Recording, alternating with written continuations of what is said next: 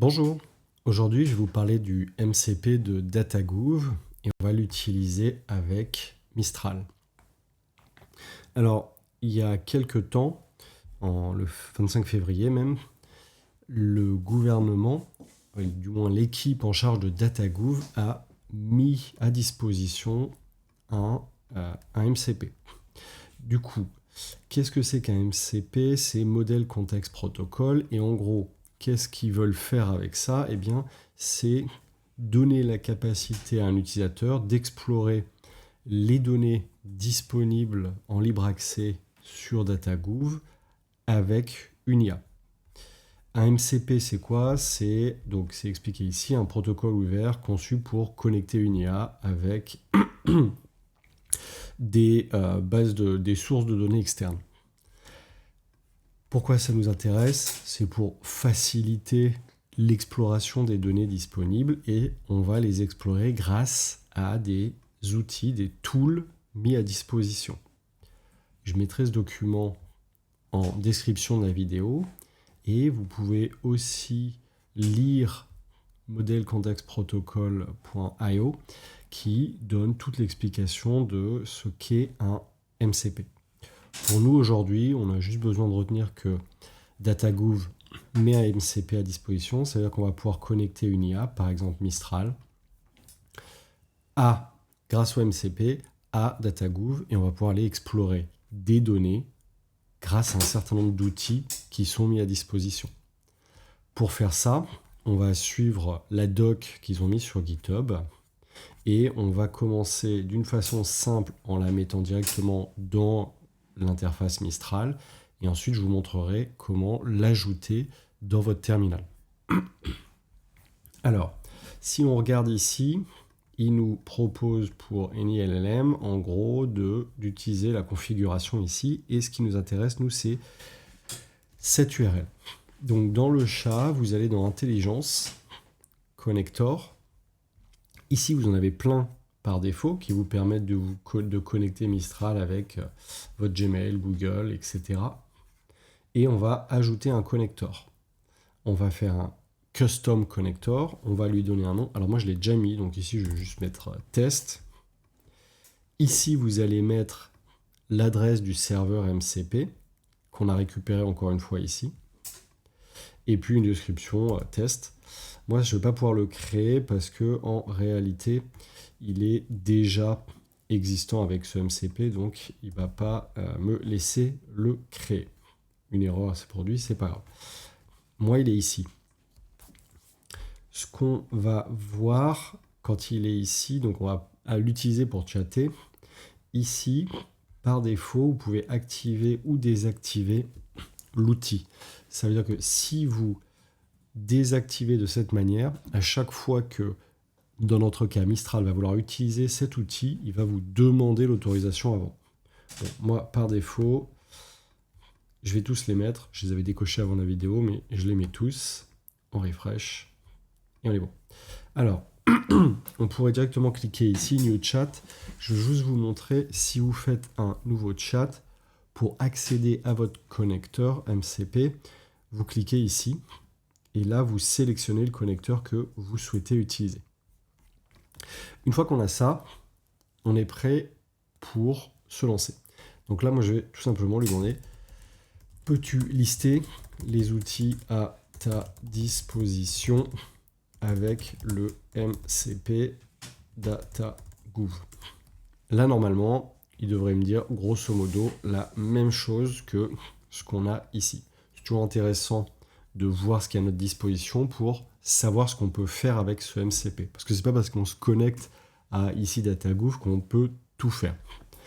Donc ici, il nous explique en gros ce qui est disponible. Tac, tac, tac, tac, tac. Nous, ce qu'on va faire, c'est qu'on va utiliser le DataGouv Search Dataset, l'outil par exemple, et on va lui dire avec l'outil ici, cherche les datasets liés aux données, aux demandes de valeur foncière. Ça, c'est un exemple. Je ne sais plus pourquoi. Je crois qu'il propose plus ou moins de faire cet exemple disponible prix de l'immobilier. Bref, c'est juste qu'il y a des jeux de données assez intéressants. Donc ici, ce qu'on voit, c'est qu'il nous en fournit un certain nombre. Il y a les liens, donc on peut aller voir à quoi ça ressemble. Celui-ci, il est beaucoup vu, il est beaucoup téléchargé, donc il y a de la donnée intéressante. Là-dessus, on va pouvoir lui dire, ok, moi je vais m'intéresser à celui-ci, à cet ID-là. On avait quoi d'autre comme outil?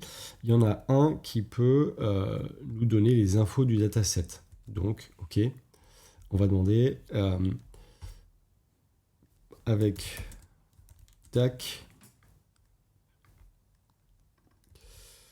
donne-moi les infos du dataset d'ID. Et là, c'est pareil, il va se connecter et il va aller chercher les infos liées à ce dataset.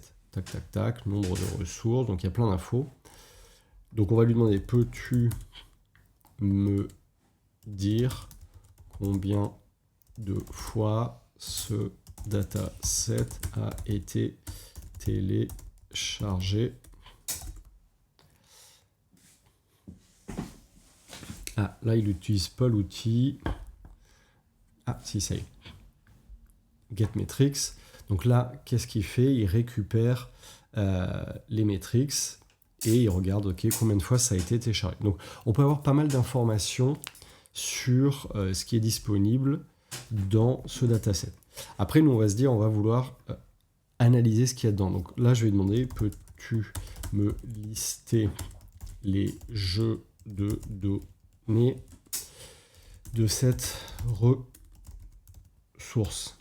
En gros, les jeux de données, c'est ce qu'il y a là, quoi. C'est les fichiers avec de la donnée. Donc là, il me les liste.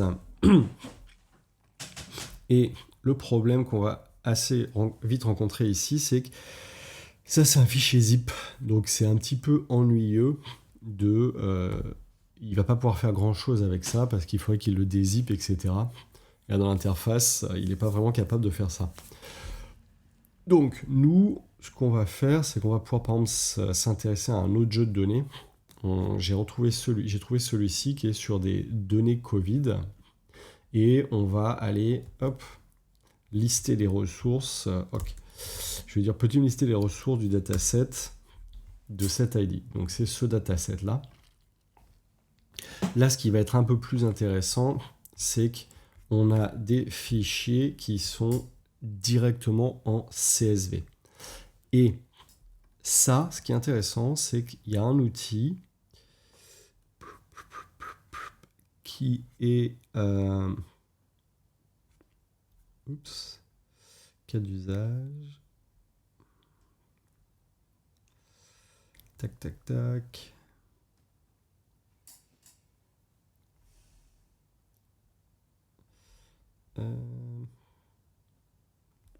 Voilà, ça va être ça. Avec cet outil, donc, avec l'outil, je vais lui demander de me donner les colonnes pour savoir un peu ce que contient ça. Peux-tu me donner les colonnes du fichier? Donc là, il va être directement capable de interroger le fichier, d'utiliser le fichier et de commencer à faire des analyses. Donc bon, à partir de ce moment-là, on va pouvoir extraire un échantillon, analyser les tendances, etc., etc.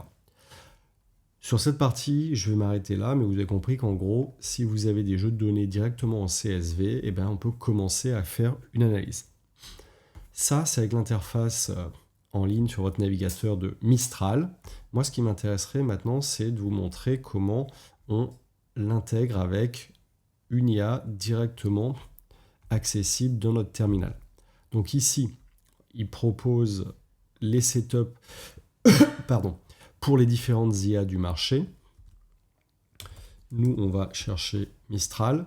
Et Mistral, ils nous disent, in your vibe config, vous allez éditer le fichier config.toml et vous mettez ces informations. Donc, si je regarde, moi, je suis dans le fichier .vibe. Effectivement, j'ai un fichier toml. Et si je fais cat config toml, moi, ce que j'ai fait, c'est que je suis allé ajouter déjà MCP server et j'ai ajouté le nom datagouv, streamable, etc., etc. Et ça, je ne l'ai pas inventé, hein. J'ai récupéré ça d'ici. Donc, directement, je l'ai ajouté à mon fichier. Et maintenant, si je vais dans Mistral, alors je le charge, et bien là, en fait, je vois que j'ai un MCP serveur de connecté. Donc, vous pouvez en mettre autant que vous voulez, mais là, je vais pouvoir directement utiliser ça. Donc, on va réutiliser globalement pour voir si ça fonctionne. Tac, tac, tac. Pouf, on va prendre ça. Et pareil, on va lister. Et là, lui, c'est parti. Il va me faire la même chose. Il va me lister les outils. Très bien. Nous, qu'est-ce qu'on avait fait après? Ok. C'est parti. Donc là, bon, lui, j'ai pas l'outil de toggle qui me dit est-ce que j'autorise tout le temps les outils. Donc là, c'est dans une session. Je vais l'autoriser à aller utiliser celui-ci.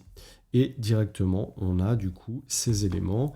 Et puis après, du coup, nous, on avait fait OK avec datagouv, donne-moi les infos du dataset et dis-moi combien de fois il a été téléchargé sur les derniers